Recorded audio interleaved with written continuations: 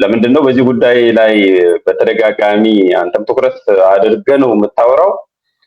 ሌላውም ደግሞ በዛው ልክ ነው የሚያስታውሰውና አሁን ከኩስመና ወደ ተሻለ ቁመና ብለውታል። እንደው ግጥም ነው የሚመስለው እንደውም እና ዜማም ሳይጨመርበት አይቀርም። ስለዚህ ለዚህ ደግሞ ማሳያ ያመጣሉ። የዓለም መሪዎች ሁሉ እኮ ወደ ኢትዮጵያ ደጅ እያደገደጉ ነው። ኢትዮጵያ የዲፕሎማሲ የስበት ማዕከል ሆናለች። ይሄው ባለፉት 2 ወራት ብቻ በርካታ መሪዎች መጥተዋል። እንደማሳያም የሲንጋፖር መጥቷል፣ የህንዱም መጥቷል። ሰሞኑን ደግሞ ከትላንትና ወዲያ የቱርክ ፕሬዝዳንት መጥቷል። አሁን ደግሞ የእስራኤልም ይመጣል ተብሏል። እና ከዚህ በላይ የዲፕሎማሲ ጥንካሬ ማሳያ ምን አለ? እነ ኩስመና የታሉ እየተባለ ነው። እና ኩስመና ነው የተሻለ ቁመና ነው ምንድን ነው? የተለያዩ ዲፕሎማቶች ይመጣሉ። ለኢትዮጵያ መንግስት ብቻ ሳይሆን ዋና ከተማችን የአፍሪካ ህብረት መቀመጫ ስለሆነች ይመጣሉ። የእነሱ መምጣት ብቻ ግን ኢቭን ለአፍሪካ ህብረት እንኳን ባይመጡ ወደኛ ሀገር ቢመጡ ራሱ ብቻውን የዲፕሎማሲ ስኬት ማሳያ ሳይሆን ምን ይዘው መጡ? ምን የንግድ ትብብር ነው ይዘው የመጡት? የሴኩሪቲ ትብብር ነው ይዘው የመጡት? የዲፕሎማሲ ትብብር ነው ይዘው የመጡት? ፕራክቲካሊ ለሀገራችን ምን ይዘው መጡ? ምን አገኘን የሚለውን ማየት አስፈላጊ ነው።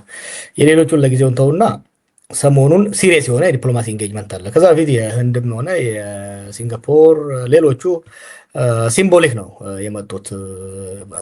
ትልቅ ትርጉም ያለው አይደለም። ትልቅ ትርጉም ያለው ግን ባለፉት ሳምንታት የሆነው አሁንም በሚቀጥለው ሳምንታት 3 ዋና ዋና ሀገሮች ሀገራችንን ጎብኝተዋል። የሳውዲ አረቢያ የውጭ ጉዳይ ሚኒስትር መጥቶ ነበረ። የቱርክ ፕሬዝዳንት መጥቶ ነበረ። አሁን ደግሞ የእስራኤል ፕሬዝዳንት እየመጣ ነው ያለው። ይሄ ወሳኝ ዲፕሎማሲያዊ ኩነቶች፣ ወሳኝ ዲፕሎማሲያዊ ትርጉም ያለው ጉብኝት ነው። ይሄ ግን ብልጽግናዎች እንደሚሉት ጠቃሚ ሀገርን የሚጠቅም አይደለም። የሀገራችን ከፍታ የዲፕሎማሲ ከፍታ የሚያሳይ ሳይሆን ሀገራችን የገባችበትን ቅራቅር የሚያሳይ ነው። እነዚህ 3 ሀገራት በአሁኑ ወቅት በአካባቢያችን ላይ ከፍተኛ ፉክክር እያካሄዱ ያሉ ናቸው። በነገራችን ላይ የኤሚሬቱ ምክትል ውጭ ጉዳይ ሚኒስትርም ሻቡት እዛ ነበረ። እነዚህ 4 ሀገራት መምጣታቸውን ስታይ በአንድ ሳምንት 2 ሳምንት ጊዜ ውስጥ እነዚህ 4 ሀገራት መምጣታቸው ስታይ ከብልጽግና ወገን ከሆንክ ሀገራችንን ላይ በቃ ሀገራችንን ወደ ራሳቸው ለመሳብ እየተፎካከሩብን ነው፣ ትልቅ እድል ነው ብለህ ልትወስደው ትችላለህ። ግን ማየት ያለብህ አንደኛ ምንድነው እየጠየቁን ያሉት፣ ሁለተኛ ምንድነው መስጠት የምንችለው፣ ምንድነው መስጠት የማንችለው።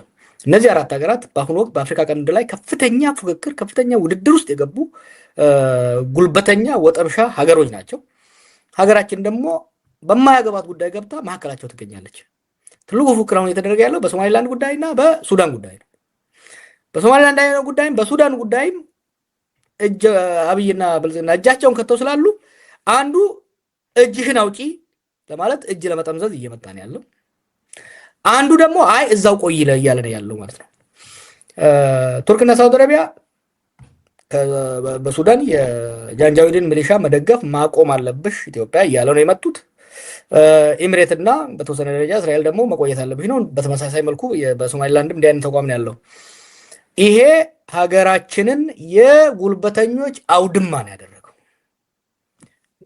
ከዲፕሎማሲ ተጠቃሚ የተለያዩ ሀገራት ፉክክር ለምሳሌ በኢኮኖሚ ፉክክር ቢኖር፣ በቻይናና በአሜሪካ ኢኮኖሚ ፉክክር ቢኖር የዛ ፉክክሩ ጎተራ ነው የምንሆነው። አንዱም ወደ እኔ ነይ እያለ በሚያደርገው በሚጥልልን ጨላ ጎተራ መሆን እንችል ነበር። አሁን ግን የጦር መሳሪያና የጦርነት ምክንያቱም በጦርነት እየተሳተፍን ያለ ነው። ሱዳን ውስጥ በጦርነት እየተሳተፍን ያለ ነው። ሶማሊላንድም የኢኮኖሚ ጉዳይ አይደለም የሴኩሪቲ ጉዳይ ነው እየተደረገ ያለው እና ሀገራችንን የጦርነት የጉልበተኛ ሀገሮች ሚድል ፓወር ጉልበተኛ ሀገሮች የማከለኛ ጉልበት ያላቸው ከፍተኛ ፉክክር ውስጥ የገቡ ሀገራት መናኸሪያ ያደረገ አውድማ ያደረገ አካሄድ ነውና በተለይ በአሁኑ ወቅት አብይ መሆን ብልጽግና መሆን በጣም ከባድ ነው። ምክንያቱም ቱርክና ሳውዲ አረቢያን ሰምቶ ከሱዳን ከወጣ ኤሚሬት ከዳኝ ብላ እሷም ከርታው ከአማጺ ጋር ከሌላ ሀገር ጋር ልትሰለፍ ሆነ። ከቀጠለበት ደግሞ እነዚህ ሀገሮች ጉልበተኛዎች ከመሆናቸው የተነሳ አሁን እጅ ለማሰጠት የሚያደርጉትን እምቢ ካለ እጅ መጠምዘዝና እጅ ወደ መስበር የሚሄዱበት ሁኔታ በጣም አጣብቂኝ ውስጥ ነው ኢትዮጵያን ያስገባ ሁኔታ ነው ያለው። መልካም። ምናልባት አንተ ካነሳቸው ባሻገር ግን ስለምን ጉዳይ እንደመጡ በምን ነው የምናውቀው? እስካልነገሩን ድረስ በእነኛ አንተ ባስቀመጥካቸው ጉዳዮች ብቻ ነው የመጡት ማለት እንችላለን ወይ? ስለ ኢኮኖሚም ስለ ሌሎች የዲፕሎማሲያዊ ግንኙነትስ ሊሆን አይችልም ወይ ውይይቱ? ስለምን እኮ እንደመጡ ባደረጉት ንግግርም ለምሳሌ ፕሬዚደንት ኤርዶዋን እና አብይ በነበሩበት ዋናው ጉዳይ ትንሽ ኮኦፕሬሽን ነገር ተፈራርመዋል። ግን ዋናው ነገር ስለ የአህጉራዊና አካባቢ ሰላምና ጸጥታ እንደሆነ በግልጽ አናግረውታል። አብይም ሰምተህ እንደሆነ ስለ ወደብ ነው ያነሳው። ይሄ ስለ ኢኮኖሚ አይደለም፣ ይሄ ስለ ሪጂናል ሴኩሪቲ ነው። ይሄ ስለ ሶማሊላንድ እና ስለ ሱዳን ነው። ምንም ጥያቄ የለውም። ሌላ መረጃ ከፈለክ ከነዚህ መንግስታት ጋር የሚያብሩ ከነሱ ጋር ያሉ በትዊተር ላይ የሚጽፉ ምሁራን፣ ጋዜጠኞች የሚጽፉትን ካየው ይሄ አወላዋይ አይደለም። ምንም ግምታዊ ሳይሆን ግልጽ የሆነ ነው። እነዚህ ሀገራት እየመጡ ያሉት ሳውዲ አረቢያና ቱርክ ከሱዳን እጅህን አውጣ፣ ከሶማሊላንድ ላይ እንዳትሞክረው፣ ኤርትራን ለመውረድ የምታደርገውን ከኤርትራ ጋር ለመዋጋት የምታደርገውን እንዳትሞክረው ነው። እስራኤልና ኤሚሬትስ ደግሞ በተለይ ኤሚሬትስ ሱዳን ላይ የጀመርከውን ቀጥልበት፣ ግፋበት የሚለው ነው። እስራኤል ደግሞ በሶማሊላንድ ላይ ኢትዮጵያ ከጎኗ እንድትሰለፍ ትፈልጋለች። ይሄ ምንም የሚያወላውል ነገር አይመስለኝም። በጣም ጥሩ። ከዚሁ ጋር ተያይዞ እንግዲህ ጀዋር ባለፈው በእርግጥ በአፋን ኦሮሞ አስተያየት ሰጥተዋል። ከዛው ላይ ነው የምነሳው። ጀዋር ብሔራዊ ጥቅምን አሳልፎ የሰጠ ብቻ አይደለም መስጠት አንድ ነገር ነው፣ የሸጠ ነው። አሁን ደግሞ ለሻዕቢያም ገብሯል እያሉ ነው። እና አንተ ብሔራዊ ጥቅምንና ፖለቲካን እንዲሁም የግል ጥቅምን መለየት እንዴት አቃተ? የብሔራዊ ጥቅም በጽሁፉ ማስቀመጫው ምንድን ነው? ብሔራዊ ጥቅም ሲባል ናሽናል ኢንትረስት ስንል ምንድን ነው? በሁለት ደረጃ ልትከፍለው፣ በተለያየ ደረጃ ልትከፍለው ትችላለህ።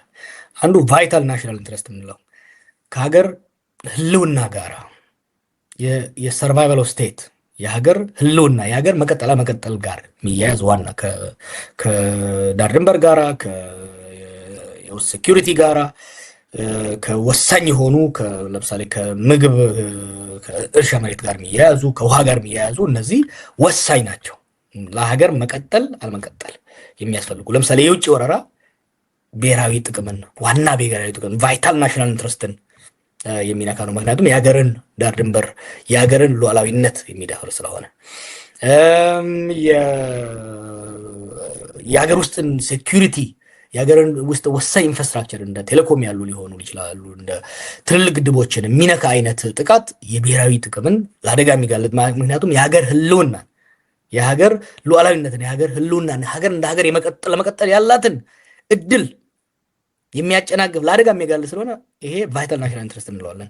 ሰከንዳሪ ናሽናል ኢንትረስቶች ደግሞ አሉ። እነዚህ የኢኮኖሚ ጥቅማችንን ከድንበራችን ውጭ ለማስፋፋት ለምሳሌ ከባህር በር ጋር የሚያያዙ ከንግድ ጋር የሚያያዙ እነዚህ የራስን የውስጥ ጸጥታ ዳር ድንበርን ካስከበርክ በኋላ ሀገረ መንግስቱን ካስከበርክ በኋላ ሀብትህን ለመጨመር የዲፕሎማሲ ተሰሚነትን ለመጨመር ሚናህን አካባቢና ሚና አህጉራዊ ዓለም አቀፋዊ ሚናህን ለማሳደግ የምታደርገው ስራ ደግሞ ሁለተኛ ደረጃ ላይ የሚመጣ ሰከንደሪ ሌቭል ላይ የሚመጣ ናሽናል ኢንትረስት ነው።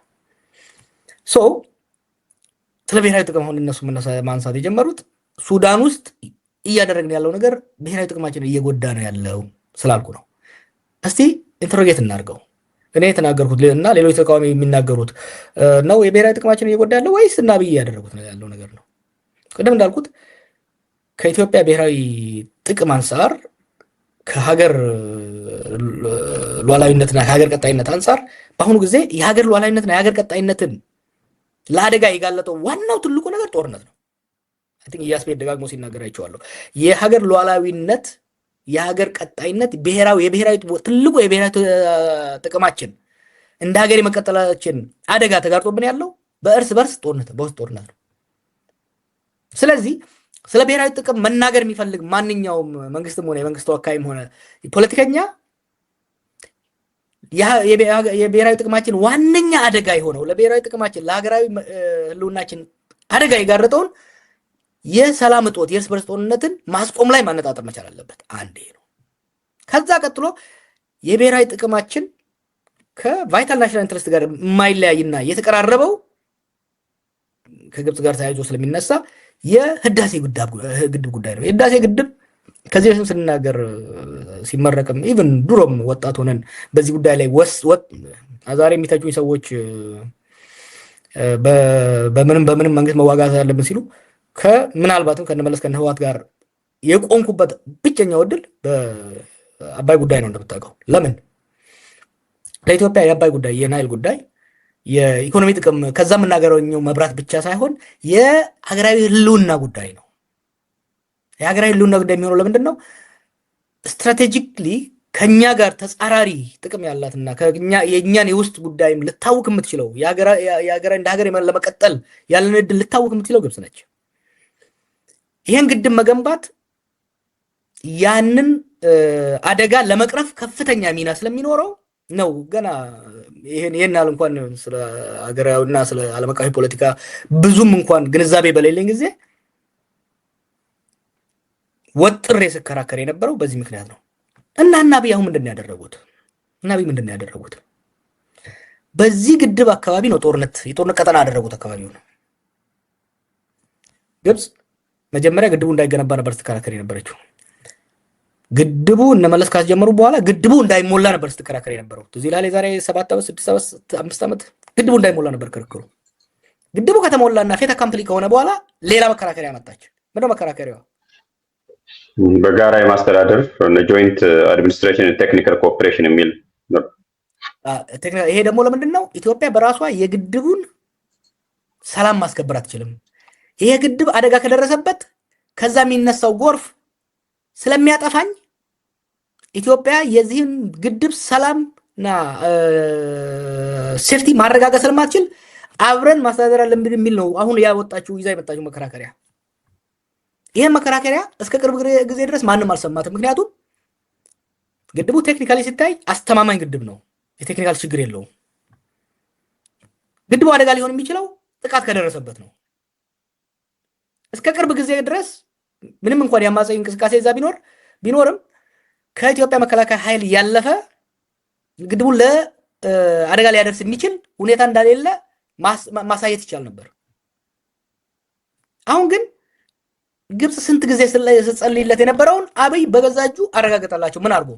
ከግድቡ በአጭር ርቀት ላይ ለራፒድ ሰፖርት ፎርስ የሚባለው ለሱዳኑ ጃንጃዊድ ሚሊሻ ካምፕ ሰጠ። ያ ካምፕ ምን ይሆናል? ሌጂቲሜት ታርጌት ይሆናል ለሱዳን ኃይል። መሰልጠን ብቻ አይደለም። በነገራችን ላይ ግብጽ ለዚህ ለራፒድ ሰፖርት ፎርስ ለረጅም ጊዜ መሳሪያ ሲያቀርብ ነበር አብይ። ያ ሌላ ነገር ነው፣ ምንም እንትን የለውም። ብዙም ለዛ ነው ብዙ ጊዜ አልተናገርኩት ስለዛ። ካምፕ ከፍቶ በዛ ካምፕ ውስጥ ሱዳኖችን ብቻ ሳይሆን ኢትዮጵያኖችን ሪክሩት አድርገው እንዲያሰለጥኑ በማድረግ ያ ሳያንሰው ከግድባችን ብዙ ባራቀ በኩምሩክ በኢትዮጵያ ድንበር ውስጥ ገብተው ሱዳን ላይ ጥቃት እንዲሰነዝሩ መፍቀዱ ምን አደረገ? የግድቡን አካባቢ ሌጂቲሜት ታርጌት የጦርነት ቀጠና አደረገው ማለት ነው። ይህ ማለት የሱዳን ኃይሎች በግድቡ ቅርበት ላይ ሊጠዛጠዙ ነው። ያ ብቻ ሳይሆን የኢትዮጵያ ኃይልም ወደዛ የኢትዮጵያ አማጺም ሆነ የኢትዮጵያ መንግስትም ወደዛ አካባቢ ተስበው አካባቢው የጦርነት ቀጠና ሆነ። የግድቡ አካባቢ የጦርነት ቀጠና ቤኒሻንጉል፣ ወለጋ፣ ጋምቤላ ያ አካባቢ የጦርነት ቀጠና ሆነ። በተለይ ደግሞ የኢንትራስቴት የሀገር ውስጥ ብቻ ሳይሆን የሀገር ውስጥ እኮ በክላሽ ነው የሚዋጉት። ኢንትራስቴት ሲሆን በአየር ነው የሚዋጉት፣ በከባድ መሳሪያ ነው የሚዋጉት። ያኔ ግብጽ የምትለው ግድቡ ሰላሙ አልተረጋገጠም፣ አንድ ቀን ተመቶ ውሃ ሊያጥለቀልቀኝ ነው የምትለው ተሰሚነት ያገኛል ማለት ነው። እና የብሔራዊ ጥቅማችን የነካው ማን ነው? ሶስተኛ ልጨምርልህ፣